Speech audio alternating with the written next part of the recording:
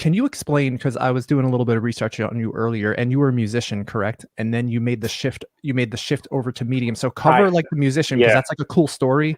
And then how did you become a medium? Yeah, well, it all ties in. What happened was, high school, senior year, I got a gig, didn't even make my high school graduation, took off, never went to college. I mean, musician, great drummer. I was a studio musician, and in 1977, I was working in the studio in Great Neck, and there was a band called Ram Jam, and it had a song called "Oh Black Betty," which you'll still hear on the radio. Sure. The drummer comes walking in with a broken leg or a broken hip, and he couldn't do the tour. And they said, "Do you want the gig?" And a few of us replaced some of the musicians, went out for about 2 years on tour, came back, re-signed to CBS, to Epic Records, did another album called Speedway Boulevard, and everything was going great. The album was on Billboard's top listing, and through a negotiation, we lost our contract. The management felt we should change labels. With that, our engineer, sound man, who was really a part of the band, was in an accident, survived 6 months later in the same place, in the same turn on a motorcycle, was killed on Southern State Parkway, for those who are Long Islanders. I'm devastated. A friend of mine went to an unknown psychic to me named George Anderson, came back and played me a tape, and my name is on it with my friend's name, and George is saying, your friend is saying hello. I go to him, and my friend doesn't come through, but a great-grandmother from Italy came through or something and said, I'm going to do this. And I laughed at them, because when I was about 4 or 5, I had a minor operation, and I came out of the hospital, and a man came to me in my room, and I saw this man with long hair and a beard, and I was about 4 or 5 years old, and he told me things. He said my grandfather was going to be going somewhere, and he gave me, said different things, and I kept saying to my mother the next morning, he spoke to me this way, not this way.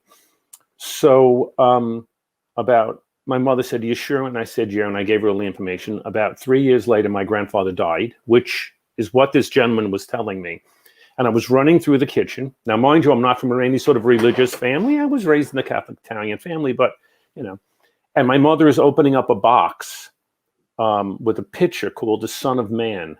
And I looked at the picture and said, that was the man that was in my room. Oh, my God. And I mean, I didn't go to church. I didn't know who he was.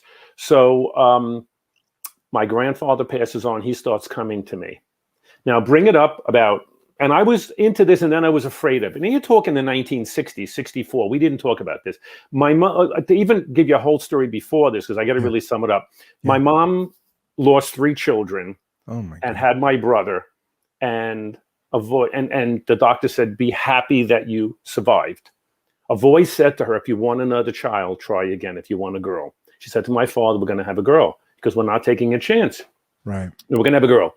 So she gets pregnant with no problem. Everything is going along. And then right before I was born, she had a vision of a boy's face. And she said, that's ridiculous. I'm having a girl. And right before I was born, my uncle had given her some books by Edgar Cayce, Ruth Montgomery. And she's just stern. And she started reading this. First, she said, oh, this is all baloney. Then she started reading it. So she joined ARE in 1954. I'm born in 55. So when I was born, I came into a house in the 50s that was already attuned to this. So my mom was cool with this. So anyway, my grandfather, started coming to me, and I would say to him, Grandpa was here last night. This is going to happen. That's going to happen. And then I got afraid of it. Then I'm in the band. My friend Michael gets killed, and I go to see George. And I walk in, and he says to me, you're going to do this for a living. And I thought he's crazy. I think I was leaving for Europe to do another album. Right. Everything fell apart. I lost all the deals. And I met a Hindu astrologer and another psychic. And I used to go, and I just started. The woman gave out my phone number, literally, and I just started doing it. And that was 40 years ago. Now, I still play. I'm still a very active musician, and I split between both. Never wanted to do this. To this day, if you say, what do you do for a living? I tell people I'm a musician. And there's been a lot of interesting stories where I've had spiritual visits from different people. And I always question, this is a funny story, the George Anderson, the grandfather, Jesus Christ visit. And I never told anybody. There was a woman named Ruth Montgomery who wrote a lot of books years ago. She passed on.